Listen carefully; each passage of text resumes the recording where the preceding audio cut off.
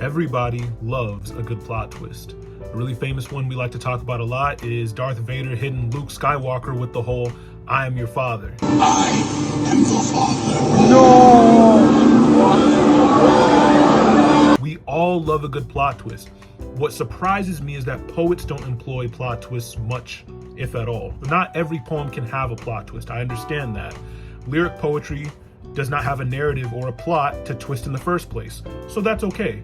But if you are writing a narrative poem, you can, and sometimes should, use plot twists to catch the reader off guard, to make them question what they were reading the whole time, right? Make the reading experience for your audience entertaining. Now, to explain how to do this, I'm going to read a poem by James Wright called "Lying in a Hammock at William Duffy's Farm in Pine Island, Minnesota." Stick with me, it's not a long poem. You're gonna see what I'm talking about, okay? Over my head, I see the bronze butterfly, asleep on the black trunk, blowing like a leaf in green shadow. Down the ravine behind the empty house, the cowbells follow one another into the distances of the afternoon. To my right, in a field of sunlight between two pines, the droppings of last year's horses blaze up into golden stones.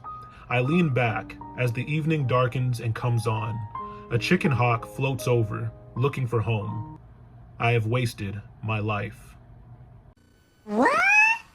What did he say? I remember being a second year, or maybe a third year in university, minoring in English, taking a creative writing class. I stumbled across this poem and I was shook.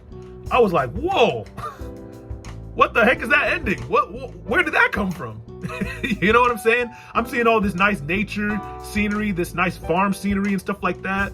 And all of a sudden he hits us with, "I've wasted my life." Brother, what do you mean you wasted your life? And I had to read it over a couple more times and I realized what he was talking about. Many of you might have clicked on this video to learn how to do plot twists in poetry, but I'm going to do a line-by-line analysis of this to show how he set it up in the first place. You cannot do an effective plot twist if the setup is poor. So stick with me until we get to the end. The setup for the plot twist begins before the first line is even dropped. Why do I say that? The title of the poem, "Lying in a Hammock at William Duffy's Farm in Pine Island, Minnesota."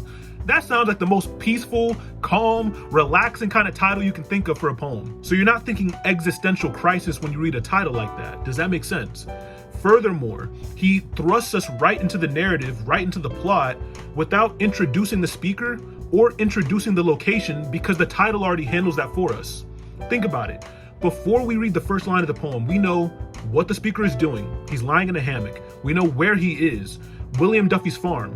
Because he's introduced the speaker's actions as well as the speaker's location, he can just hop right into the poem and start explaining the observations the speaker is having on the farm. The first three lines of the poem use what is called alliteration. That's the repetition of the same letter or sound at the beginning of nearby words. I have a whole video dedicated to teaching you how to do that. Check it out later. So he says, "Over my head, I see the bronze butterfly asleep on the black trunk, blowing like a leaf in green shadow." So there's this repetition of buh, buh, buh, buh, right? Furthermore, he describes the butterfly not by its size or its shape, but by bronze, the color. But not just any color. Bronze is a very valuable metal. It's a metal that's been used in the ancient world for coins or even armor. Using the word bronze to describe the butterfly means he considers the butterfly valuable. And you'll see other descriptions he uses throughout the poem that show he considers many things at the farm to be of value. He goes on to say that the butterfly is asleep on the black trunk. The butterfly might consider the tree to be its home because it's asleep there, right? So it feels at peace there.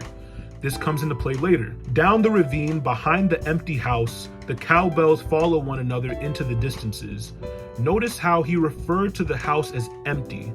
He wasn't talking about the size of the house, the shape of the house, the color of the house, but its lack of people who live in it. That tells you a lot about how the speaker feels. Let's keep going. The cowbells follow one another into the distances of the afternoon.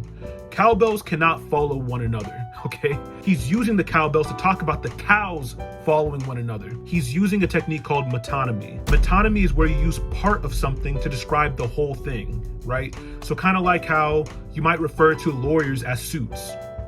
Lawyers aren't suits, they wear suits, but you can refer to them as something that's like a part of them. You see what I'm saying? That's all he's doing there. Now, why would he refer to the cows not by their color, not by their shape, not by the milk they produce. He's referring to them by cowbells. Again, there's that metal reference. He did it for bronze butterfly. He's doing it here for cowbells. Cowbells are things that cows wear in order to alert the farmer of where the cows are located. If a farmer wants to keep track of cows, which are valuable to them, they will put cowbells on them, so wherever they move, the cowbells will make noise. Y'all with me? So once again, the speaker is drawing attention to the value of the things on the farm. And are the cows moving without direction? No, they're not directionless. They're not lost. How do we know this? He says that the cowbells follow one another into the distances of the afternoon. So they're not directionless. They have a place they're going. They have a place they're heading to as the day goes on. He goes on to say, to my right, in a field of sunlight between two pines, the droppings of last year's horses blaze up into golden stones. Never have I ever heard poop referred to as golden stones. But once again, he's seeing something at the farm and he's attributing value to it. Value to it so much so that even its poop, even its excrement is considered to be gold. Ugh. Brother, ugh. What's that? We have the bronze butterfly, we have the metal cowbells, and now we have golden stones from doo-doo. All right, there's a method to the madness. Stay with me. The fact that he's referring to the droppings as being from last year's horses implies that the horses have either left the farm or maybe they've passed away, they've been sold to somebody, but the point is they've moved on from the farm. Keep that in mind as well. The speaker then says, I lean back as the evening darkens and comes on. This is intriguing because up until this point, he's been mentioning, bright light, green shadows, not even dark shadows, but green shadows of all things. But all of a sudden, he's talking about the evening darkening and creeping onto him, right? This is sort of foreshadowing for the sad realization he's about to come to. A chicken hawk floats over, looking for home. Here, once again, the concepts of home and direction appear. We noticed that with the butterfly, it felt at peace on the tree trunk, right? It was asleep, just chilling. We know that the cows had a sense of direction. They didn't seem lost or confused about where they were going. They were following one another into the afternoon. And then there's this mention of a house. Again, not by its size, not by its shape, not by its color, but by its lack of people who live in it. Its emptiness, right?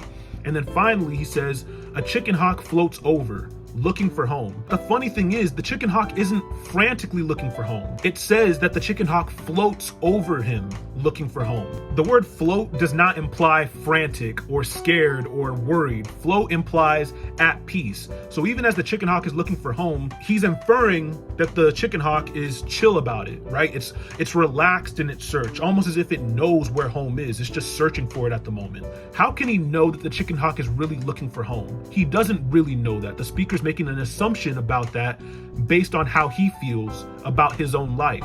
And that's why the ending hits so hard. Because he then goes on to say, in response to all these observations he's made while lying in a hammock at William Duffy's farm in Pine Island, Minnesota, the very last thing he says in the poem after making all these observations is, I have wasted my life. Upon reread, suddenly it becomes clear why he feels like he wasted his life. He's seeing all the animals on the farm and he's seeing them for the value they have. Whether it's viewing the butterfly as bronze, whether it's looking at the poop droppings of horses as being golden stones, whether it's looking at the cowbells on the cows and referring to the cows by their cowbells, all these things, it's showing he finds value in what his friend has been able to accumulate, in the livelihood that William Duffy has been able to build for himself. And also, given the fact that the speaker's making mention of things like the butterfly sleeping on the tree trunk, the cows following one another into the afternoon, the house being empty, the chicken hawk floating over looking for home, we can make the very safe assumption that the speaker himself feels like he doesn't have a home, like he doesn't have a sense of direction in life. Do y'all see what I'm saying? Which, once again, makes it clear that the speaker feels like he wasted his life. It was there the whole time. We just didn't notice it. Great writing from James Wright. He's seeing all these things on the farm as he's lying on the hammock and he's like, man, what have I done with my life? I have wasted my life. But instead of him using a whole bunch of sad terminology throughout the poem, did he do that? No, he didn't. He was describing the beauty of the farm. And that's why the ending catches us off guard. If he were to be using a sad tone and sad terminology throughout, the ending would not catch us by surprise. But at the same time, had the speaker not mentioned that he views these different aspects of the farm to be valuable, then even a surprise ending wouldn't be enough to be a good plot twist. It wouldn't make sense.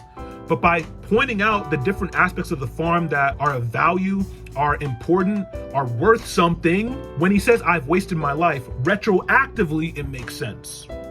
In hindsight, it makes sense. They say hindsight is 20/20, and I couldn't agree more. All right. So if you are going to do a plot twist in a poem, it can't just be something that comes out of nowhere. It can't be happy terminology throughout and then suddenly something sad. There has to be some level of foreshadowing. It just needs to be subtle enough to where they won't catch it until they get to the end. Remember, he even had the line 2 lines before the ending. He said, "I lean back as the evening darkens and comes on." It's normal for an evening to darken. Yeah, it gets dark every day, for sure. But for him to point it out meant something. We just didn't catch it initially. At least I didn't. Only in hindsight did I realize that was foreshadowing for the ending. You see what I'm saying? So don't just drop some crazy ending at the end of the poem that doesn't connect to anything else you've said. Do not do that. Please do what I've pointed out James Wright is doing, and I can guarantee you your poetry will go on to the next level. With that being said, hope you enjoyed, and I'm out.